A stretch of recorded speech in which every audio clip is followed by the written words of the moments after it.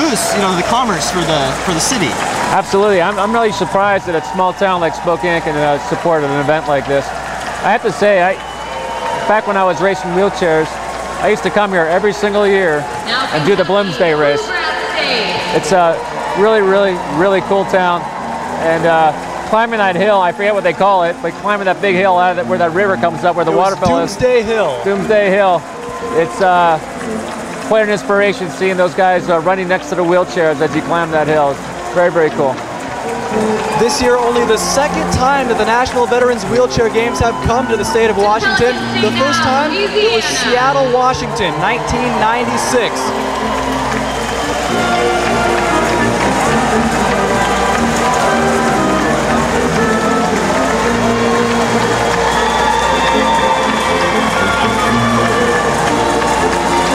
Louisiana comes out.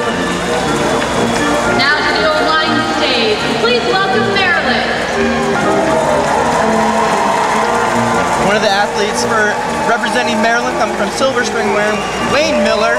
At last year's games in Omaha, Nebraska, he won 2 gold medals in bowling and softball. This year, up top of bowling and softball, he's going to take on basketball and table tennis. One of the things that I've noticed from the National Veterans Wheelchair Games that you'll have a lot of athletes who compete in a number of different sports. So I have to ask you, Al, the rule is you have to only pick 5. If you had to pick a top 5, what would they be if you wanted to compete in 5 total at these games? Oh, that's a tough question because it's such a personal choice. You know, I was more about the long distance endurance sports like hand cycling and track. But there's guys that prefer table tennis, billiards, and there's air rifle. And God, there's 17 different sports. You know, I was talking with some of the athletes earlier at the expo, and the athletes that do want to compete in a number of sports, sometimes they have to bring 2, 3, maybe 4 chairs with them to be able to do that. It's very difficult to travel with all the equipment. You know, I used to travel over the world doing triathlons. That's a lot of equipment. When you're traveling by yourself, I mean, you need a Sherpa.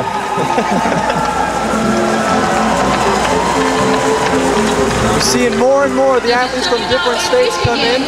I see Massachusetts over beyond the way. And more people are throwing balloons around. They're flying all over the place. It's a great atmosphere here for the opening ceremonies of the 2009 National Veterans Wheelchair Games.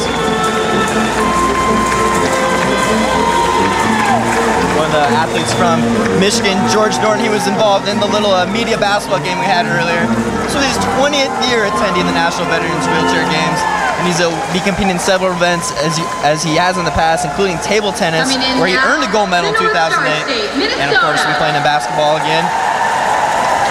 One great quote that I loved from George Norton, he said, "I got started playing wheelchair basketball at the VA hospital about 20 years ago. It was like being born again."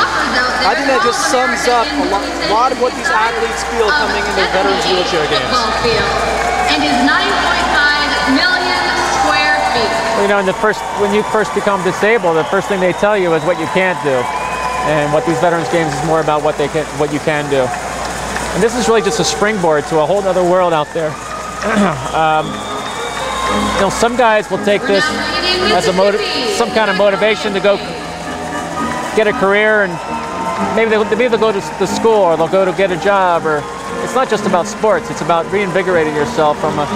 You know, a lot of these guys had a very active lifestyle before they became disabled, and all of a sudden you become very sedentary inside the hospital. And these Veterans Games tend to reinvigorate these guys to go do something productive in their life. And it's great that we can honor them. You know, a lot of people came out to the arena tonight, and these athletes are competing, but they were out representing our country, you know, fighting for the freedom. And it's great that, and we have an event like this where it can all come back. Sure, there's a certain amount of camaraderie you have when you're in the government, when you're working for the military, and you lose that when you're in the hospital. You're somewhat isolated, but when you come back to these Veterans Games, you know, these guys are coming in representing their state, or they're representing their chapter from the Paralyzed Veterans of America. It's a certain sense of camaraderie that sports brings back to these guys.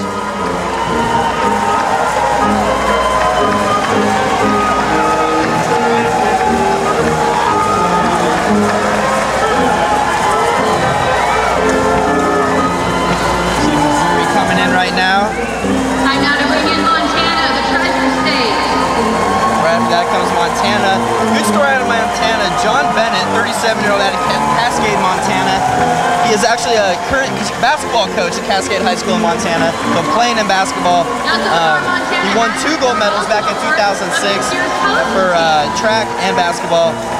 Sad story, shot by a sniper while watching over his site of a possible IED. Now to the Cornhusker State, Nebraska. We're now on to Nebraska, here of the parade of athletes at the opening ceremonies of the 2009 National Veterans Wheelchair Games. Now Nebraska was last year's It's just an amazing sight to see right now. All of these athletes are coming together here in the Spokane Arena. And then starting tomorrow, they're off to their various events, start the competition. But tonight, like we've been saying, it's all about that camaraderie. Nebraska actually has more miles of river than any other state and more miles of underground water reserve. Now the silver state of Nevada. On top of just the opening ceremonies today, the expo earlier at the convention center, you know, companies, wheelchair companies from all over the nation coming. Then we talked about earlier how you need different chairs for different sports. You know, I saw chairs for, you know, for hiking. You know, some rugged, rough terrain tires on there. I saw some that were made for hunting, camping, all sorts of stuff. And it provides a venue for all these disabled veterans to come in and shop the new products, improve, and especially in a game like quad rugby, you know, aka murder ball, you're dependent on the quality and stability of your chair. Well, if you think about it, if you want to bowl, you got to have bowling shoes. If you want to play tennis, you got tennis shoes. If you want a marathon, you got to have running shoes. And that's, you can imagine what a multi-sport athlete must have in his garage. It must look like Fran Sedfern's, you know, garage.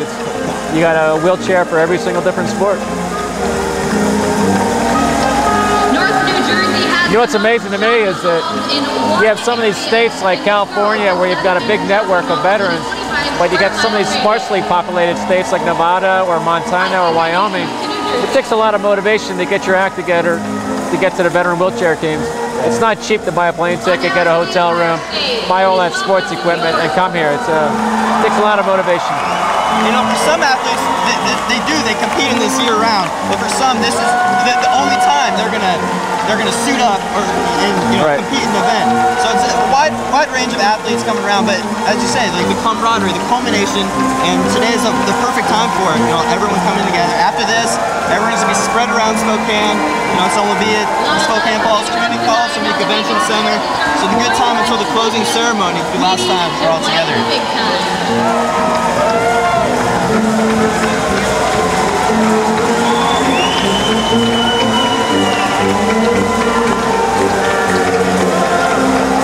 You know, one thing I noticed about the trade show this afternoon was that there's a lot of flying balloon.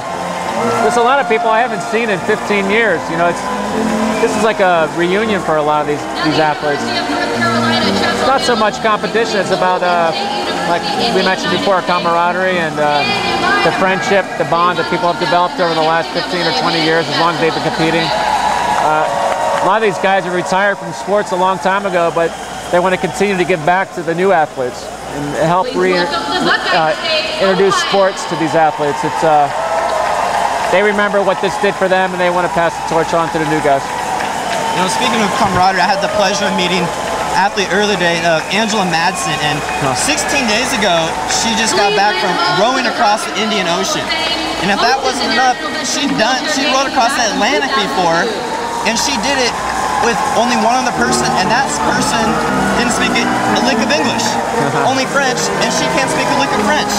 And so talk about camaraderie, middle of the ocean, crossing 3,000 miles right there. And 16 days after crossing the Indian Ocean, she's here competing in swimming and track.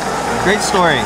Yeah, she's out of Los Angeles, California, and she is an amazing woman. It's hard to think of a body of water she hasn't rowed across. Yeah, she said the Pacific's next. Oh, wow. I tell you, I do not want to be the person who's going up against